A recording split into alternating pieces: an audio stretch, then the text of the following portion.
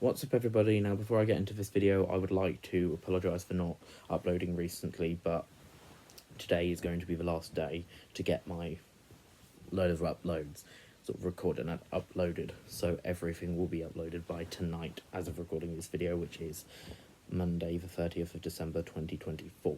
I've been unwell recently. Before that I had Christmas Day, and today I've been out for the day to like London, so I couldn't really get too many recorded and released last night because I was watching the live action Lion King ready for Mufasa, which is set before that, and I wanted to get an early night because of London, but I am determined to get these last videos recorded and published tonight. So yeah. So this video is a review of What If Season 3, Episode 5, What If the Emergence Destroyed the Earth. So if you haven't seen that episode, I would recommend watching the episode and then coming back to this. But whether you do that or not is completely and utterly up to you. Okay, so now we've got the spoiler warning out of the way. Let's review What If Season 3, Episode 5, which is titled What If the Emergence Destroyed the Earth. So the main hero of this is Riri Williams, who is Ironheart, and I believe is voiced by Dominique Thorne, who plays her as live action in Black Panther Wakanda Forever. And the main villain is, or the only villain, is Quentin Blake's Mysterio, who again I believe is voiced by Jake Gyllenhaal, who plays him in the live action form in Spider-Man Far From Home. Now, it was quite interesting seeing a Spider-Man villain fighting an Iron Man related character, but there we go. That's the point of What If. Anything is possible. Anything indeed is possible. So, there you go. Now, this was one of the episodes which actually had a storyline. Felt like a good, proper storyline. And it was really good, to be honest. And the storyline was basically you had Riri Williams, or Ironheart, fighting Mysterio. And at first, before she gets to Mysterio, he's putting like Ultron bolts and stuff in the way. But also White Vision, who he manages to power. She then finds some other heroes who I believe are called, like the Resistance, something like that.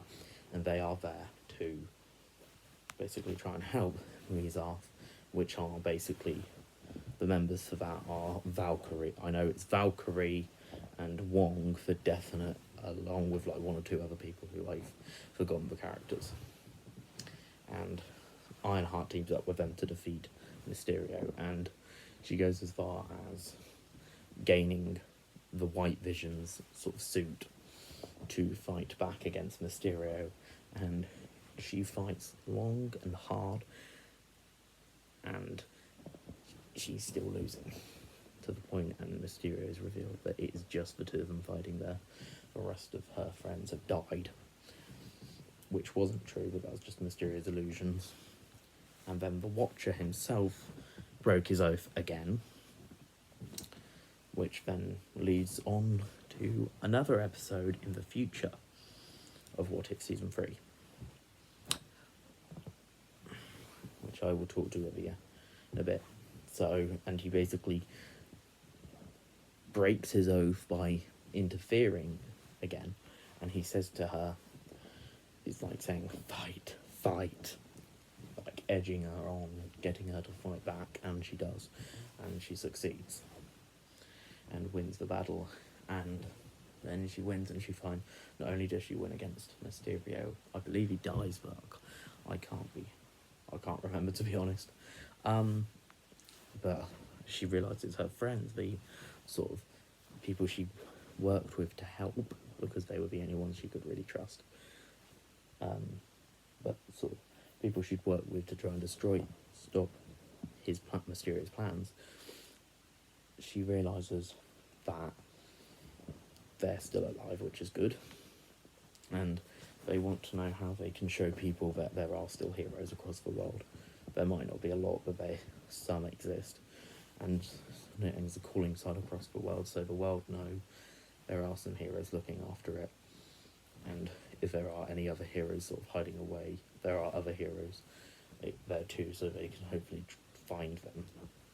And it is at a low point, really, that Quentin Blake, he is very sort of very old and Darth Vader like white in the face, very like a white face and very old, and he looks like at the start of the episode, to be fair, he looks like he's nearly dead, to be fair to him. But also, it did remind me of Darth Vader when in like one of the original Star Wars, when Luke takes off his helmet, Vader's helmet, and you see his face is all burnt and white. It reminded me of that. And but the Earth, at the start, the Earth is completely destroyed. So it's a very low point even from the start, because Mysterio has got what he wanted, total power. It's sort of teased what he wanted from the original, sort of the main timeline. He wanted total power, and obviously after that has just come destruction of the world. There's breaks in the world itself, and the world is breaking apart, both figuratively, because people don't know who they can trust, they don't know who are heroes and who aren't heroes, and physically because the Earth was actually broken. And then Ironheart works with a sort of a team she's with, and they fight, and she wins. Thanks to her friends for helping her along the way. I remember Watcher there, and getting her to fight. But made him break his oath. And they wanted to. It was a very interesting storyline, because they also wanted everyone to know that there are heroes out there that can be trusted.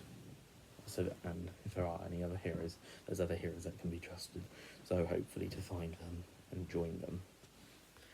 But they wanted to fix the Earth, so they gave that they didn't really know how to fix the Earth, because it'd take a long time, but they could give them hope to start with, and that was enough. That it was like this big constellation which connected the Earth to the we had 3 broken pieces of the Earth, but we connected them, so they weren't whole, but they were connected once again, and it made a big constellation across the sky of every part of the world.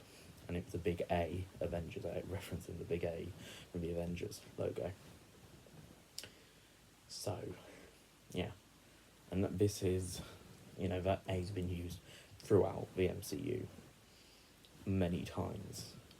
But it started off with just the Avengers film. So Avengers Age of Ultron, Avengers Infinity War, and Avengers Endgame. But then they've used it more in the multiverse saga through What If season 1 and 2, with even if it was Captain America, and any Avengers related episode there, or Captain America related episode there, and even in the MCU for live action of Deadpool and Wolverine, there was a reference to it. And now obviously this is in What If season 3. So yeah, that was great. But because the Watcher broke his oath again, he's broken it before in What If season 1, I believe, or 2, if not both, either one of them, or I think both actually. And this is where we find out the Watcher we've been introduced from the very start of What If, who we've seen through at the start, and narrating each and every episode throughout What If season 1 and season 2 and season 3. He's not the only Watcher, and in fact there's 3 other Watchers watching him, and we see them at the end of the episode, and they noticed he broke his oath again.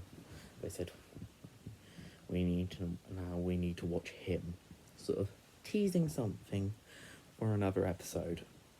But the awkward thing about that was although they would this is where it started to think, oh, okay, they're going to connect some episodes in the end, which I knew they were going to. I thought they were going to connect 2 or 3 episodes in, but I'm not going to say too much. Save that for another video. But it was I will say this. the end of episode 7 teased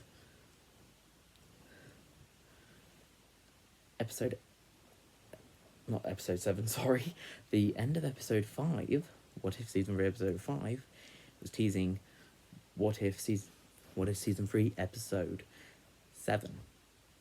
So, although there was episode 6 in between, it had nothing to do with episode 5 or the following. So, yeah. But there you go. So, yeah, it was genuinely a good story. I mean, I've liked all the episodes, and I mean, I've watched it all now, so without spoiling for other videos, I've enjoyed all the videos. Episodes. I've enjoyed them all. But some have been better than others, and some have felt mainly because I don't just focus on whether I like the animation and the characters theme there.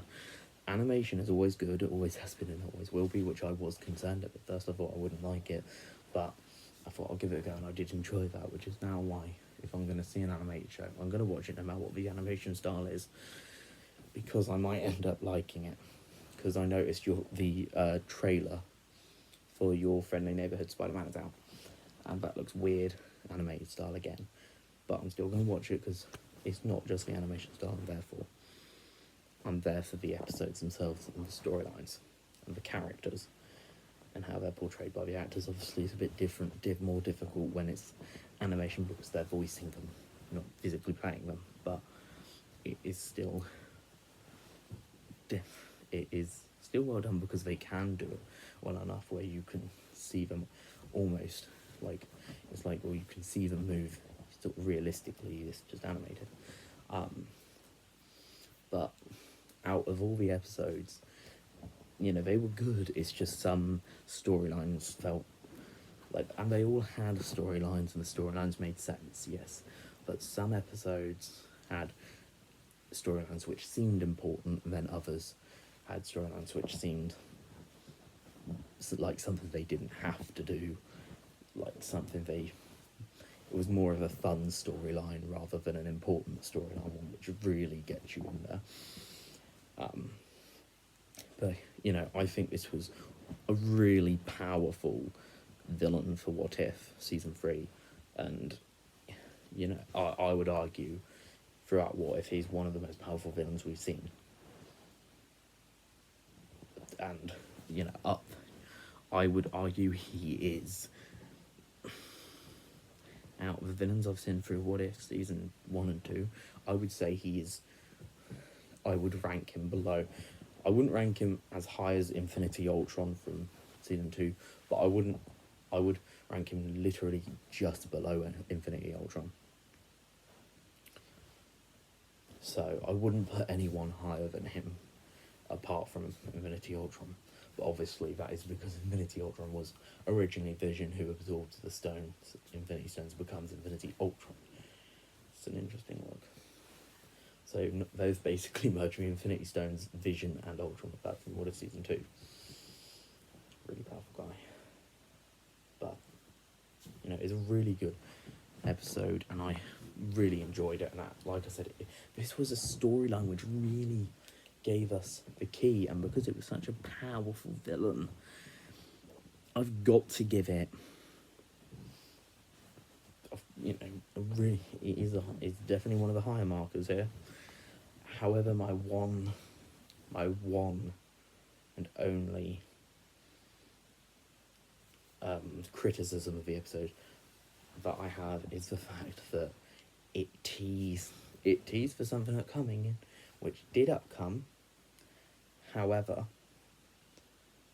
there's an episode in between which is not related to the end of this episode. So there's an episode in between this episode and what it teased for, because obviously this was episode 5, and it teased at the end. What it teased was for episode 7, so episode 6 was just slap bang in the middle for some reason. It was like, okay, that made it slightly more awkward. And that's all I can really say without spoiling the future episodes. So,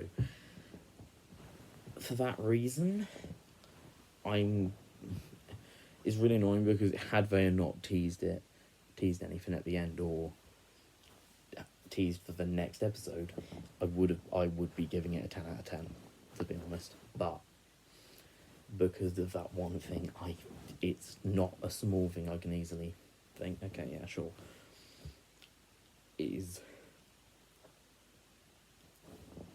But it's not massive, so I'm not going to downgrade it too much.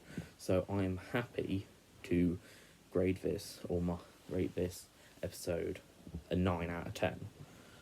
So yeah, now next videos I have got to review. I've got a list by the side here, that's why I keep looking over here, in case you wonder. So the next videos I've got to do a what if season 3 episodes 6, 7 and 8, the finale, and that'll be the end of the what if reviews.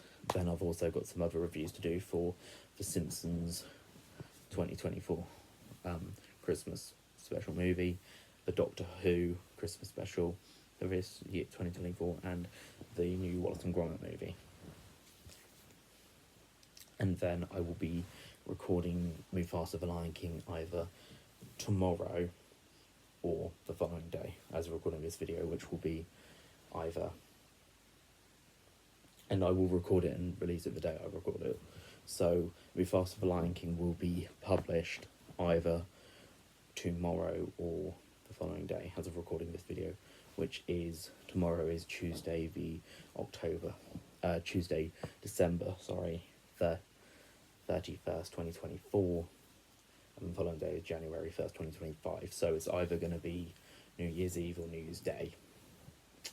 So it will either be the last video of 2024 or the first video of 2025.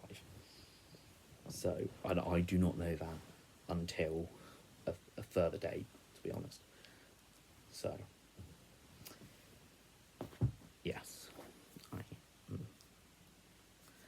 will let you know as soon as I know, but I will, by my last review of tonight, I will let you know what's happening.